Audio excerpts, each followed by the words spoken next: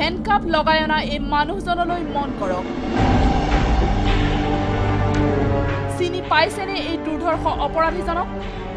পুনৰ চাওক অপৰাধীজনলৈ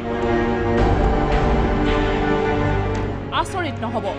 এওঁ কুখ্যাত ড্ৰাগছ মাফিয়া পাখি মিয়া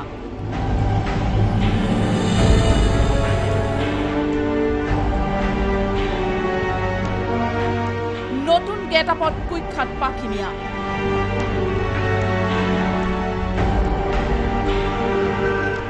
মঙ্গলবাৰে আদালতলৈ অনাৰ সময়ত এই নতুন ৰূপত দেখা গ'ল ড্ৰাগছ মাফিয়া পাখি মিয়া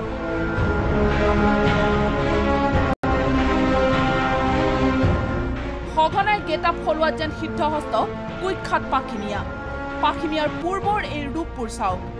তৰুণ দত্তৰ হত্যাকাণ্ডত গ্ৰেপ্তাৰ হোৱাৰ পূৰ্বে পাখিৰ মুখমণ্ডলৰ ৰূপ আছিল এয়া গ্ৰেপ্তাৰ হোৱাৰ পাছত চিকিৎসালয়ৰ পৰা আৰক্ষীৰ বেহু ভাঙি পলাই যোৱাৰ সময়ত পাখি মিয়াৰ গেটআপ আছিল এনেধৰণৰ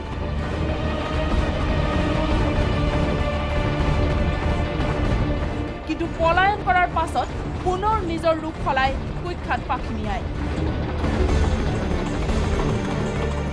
আৰক্ষীৰ চকুত ধুলি দিবলৈ পলায়নৰ পাছত এই ৰূপ ধাৰণ কৰে পাখি মিয়াই আৰক্ষীয়ে পশ্চিমবংগত ড্ৰাগছ মাফিয়া পাখি মিয়াক গ্ৰেপ্তাৰৰ সময়ত দেখা গৈছিল পাখিক এই নতুন ৰূপত